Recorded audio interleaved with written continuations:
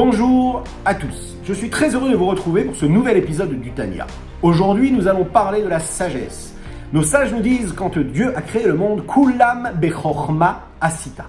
Il a créé, il a façonné, il a fait le monde avec la sagesse, tout avec la sagesse. Vous savez, cette sagesse que tout le monde a, chacun et chacune d'entre nous.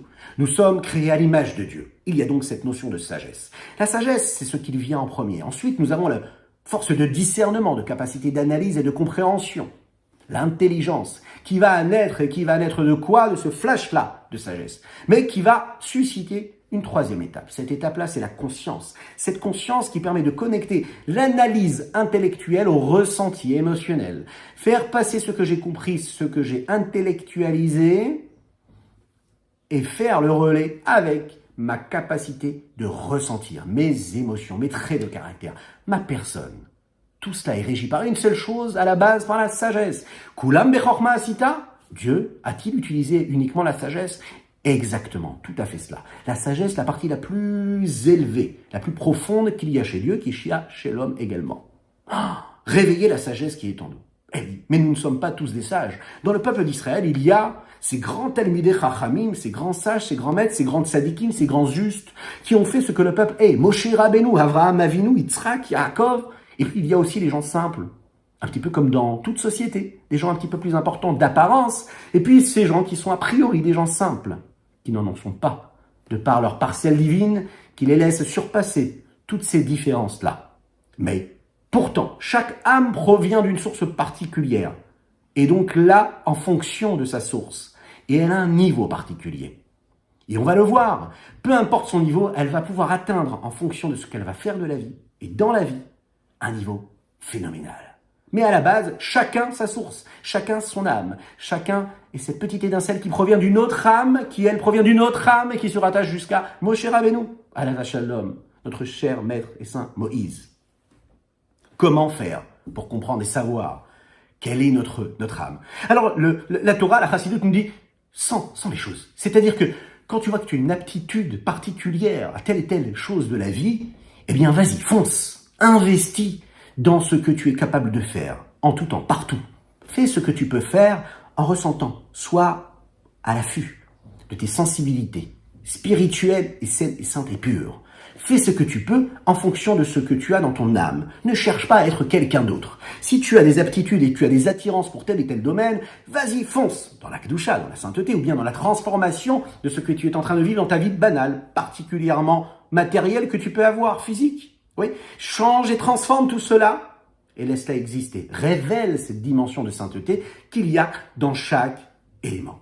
Kulam bechorma asita, tout a été fait avec sagesse et c'est ce que je dois reproduire moi dans ma vie. Et pourtant, chaque âme est différente.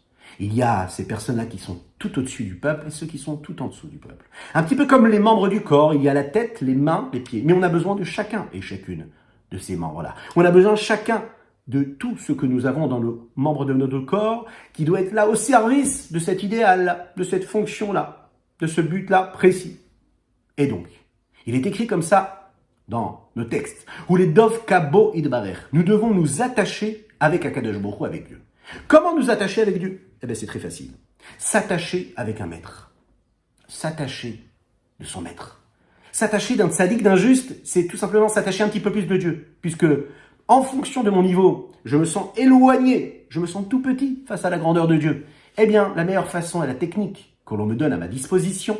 Attache-toi au juste, attache-toi au grand maître, à la sainteté de ces personnes-là, ces êtres-là qui se sont sanctifiés, qui se sont rapprochés de Dieu. Et puis, plus tu vas te rapprocher de ces hommes-là saints et purs, et plus tu vas te rapprocher de l'idéal. Oui, vous connaissez Rabbi Shmuel de Munkach, ce petit chassid-là, qui en était un grand en réalité. Le chassid du Admorazaken. On disait de lui d'ailleurs, vous savez ce qu'il faisait? Il allait souvent se mettre et s'accrocher devant le bureau du Admorazaken. Eh oui, pourquoi? Il se mettait comme ça sur la porte, un petit peu comme un cordonnier accroche une chaussure sur la devanture de son commerce. Pourquoi? Il disait, moi je suis attaché à mon maître. Et de la même manière que ce qui représente la cordonnerie, c'est une chaussure attachée et collée et pendue à quoi? À la devanture du commerce, eh bien moi je suis le chassid de mon rabbi. Un homme doit chercher à s'attacher aux hommes saints et purs, pour se rapprocher un petit peu plus de l'idéal. Alors vous allez me dire, bah alors, est-ce que c'est une condition qui est figée? Est-ce que toute ma vie, je ne serai, je ne pourrai être que ce que je suis en fonction de mes aptitudes, de mes capacités? Faux. La Torah nous le dit et la Kabbalah nous le dévoile. Ha'ikar sheye kadesh et atzmo. Il faut se sanctifier. Akadosh Baruch Hu de Dieu nous demande, sanctifie-toi. Tu dois te sanctifier dans ce qui est permis, mais aussi dans ce qui est interdit. C'est-à-dire que quand tu ne commets pas d'erreur, tu n'enfreins pas d'interdit, eh bien tu te sanctifies, tu te rapproches de Dieu. Mais dans ta vie aussi petite qu'elle puisse te paraître à tes yeux, à toi, tu as la possibilité de faire quelque chose de kadosh, de saint, de permis. Eh bien fais en sorte que ce que tu fais de permis et de saint et de pur, tu le fasses de la manière la plus noble. Qu'est-ce que cela veut dire? Sanctifie-toi même dans ce qui est permis en toi. Lorsque tu es face à une mitzvah, lorsque tu as la possibilité de consommer un aliment qui est permis, autorisé avec le meilleur des tampons, comment est-ce que tu vas le manger? Comment est-ce que tu vas le consommer? Tu as fait la bracha comme il fallait, mais avec quel engouement, avec quelle ferveur tu vas le manger? Pour quelle raison tu vas le manger? Est-ce que tu vas le manger pour qu'il puisse te donner une énergie? Est-ce que tu vas te sanctifier en le consommant? Il est déjà cachère, mais est-ce que tu vas l'élever? Est-ce que tu vas le transformer réellement? Est-ce qu'il va devenir cette source d'énergie, cet oxygène que tu vas pouvoir faire mettre dans ton corps? Grâce à quoi? Grâce à cette nourriture que tu es en train de consommer, qui va devenir l'oxygène, qui va irriguer ce sang-là, qui lui-même va donner de l'énergie à tout le corps, à tous les membres de ton corps. Est-ce que tu vas penser à cela? Est-ce que tu vas te sanctifier et te dire que tout cela, ça va te permettre d'agir et d'activer en toi toutes les capacités que tu as pour te rapprocher de Dieu? Ou est-ce que tu vas te dire tout simplement, je mange parce que ça me plaît, parce que c'est un plaisir?